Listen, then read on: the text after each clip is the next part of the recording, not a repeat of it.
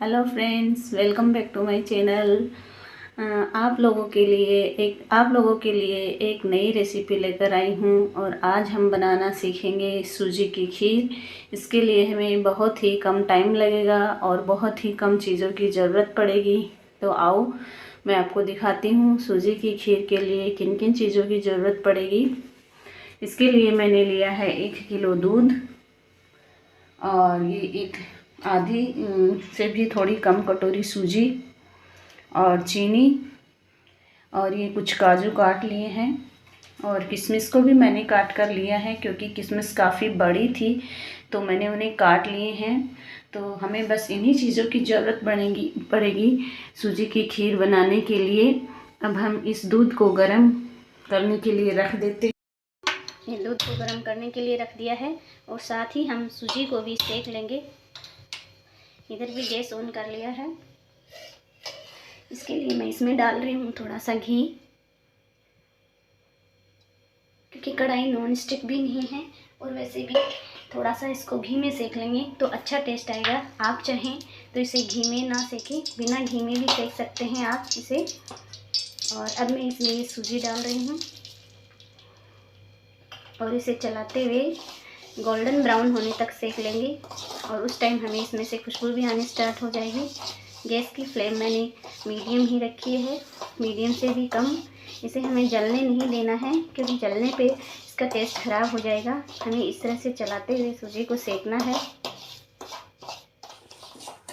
हमारी सूजी भुनकर तैयार हो चुकी है। अब हम गैस को बंद कर देते हैं।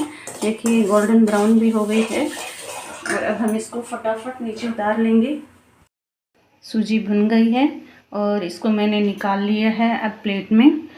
और आप इस बात का ध्यान रखें कि सूजी हमें चलाते हुए ही भुननी है और गैस का फ्लेम कम रखना है और वो सूजी जलनी नहीं चाहिए, बस गोल्डन ब्राउन हो इतनी ही देर तक हमें भुननी है। जैसे ही वो भुनने लगेगी इसमें हल्की सी महक भी आनी शुरू हो जाती है। आप चाहें तो सूजी की मात्रा ज़्यादा एक साथ भून सकते हैं और इसको फिर आप किसी डिब्बे में भर कर रख दीजिए और नेक्स्ट टाइम जब आपको खीर बनानी हो तो आप उसमें यूज़ कर लीजिए। इससे आपका टाइम भी सेव हो जाएगा। अभी जैसे ही हमारा दूध गर्म होगा उसके बाद हम सूजी की खीर बनाना शुरू करेंगे। हमारा दूध गर्म हो गया, अच्छी सी उबाल आ गई है। अब हम इसमें ये धीरे धीरे करके अपनी सूजी डाल देंगे दूध में।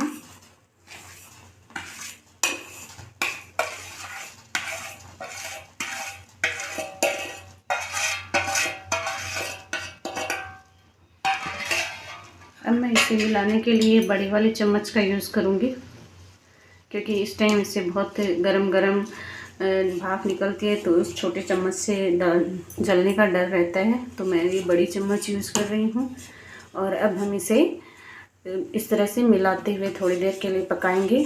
इस टाइम आप चाहें तो गैस की फ्लेम थोड़ी मीडियम कर सकते हैं। देखिए इस तरह से इसे मिलाते हुए थोड़ी देर के लिए पकाएंगे।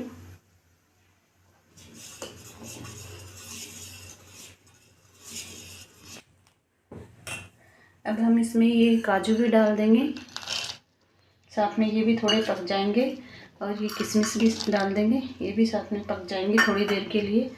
और अब हम गैस का फ्लेम फुल करके इसी तरह से 5 मिनट तक इसको पकाएंगे।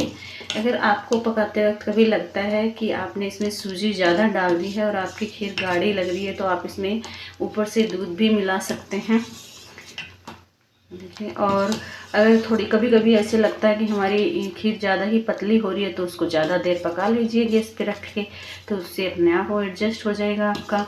पर आपको पकाते वक्त ये ध्यान रखना है कि आपको इसमें बहुत ज़्यादा मतलब देर तक नहीं पकाना है, थोड़ी पतली ही रखनी है क्योंकि जैसे ही ये खीर है वो ठंडी होगी और ये गाढ़ी होती जाएगी।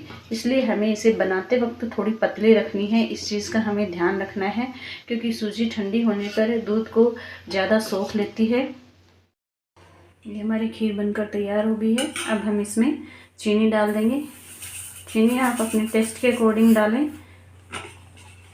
और इसे भी थोड़ी देर इस तरह से हिलाकर और पका लेंगे, मतलब इसमें मिक्स कर लेंगे इस तरह से हिलाते हुए। देखिए एकदम बनकर तैयार हो गई है। और ये जो थोड़ी पतली बची है ये ठंडी होने के बाद गाढ़ी हो जाएगी। ये बची हुई चीनी है, इसमें से थोड़ी सी और डाल देती हूँ और बिल्कुल इतनी सी रख ली है।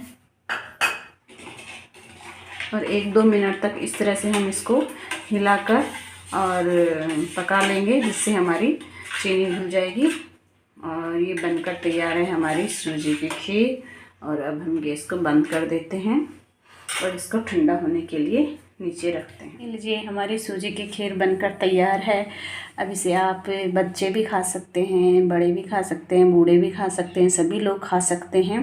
इसमें किसी को खाने में कोई परेशानी नहीं होने वाली है। और ये खाने में बहुत ही स्वादिष्ट लगेगी और टाइम भी बहुत कम लगता है और बहुत ही कम चीज़ों के साथ तैयार हो जाती है। लगभग 15-20 मिनट में आपकी खीर रेडी है।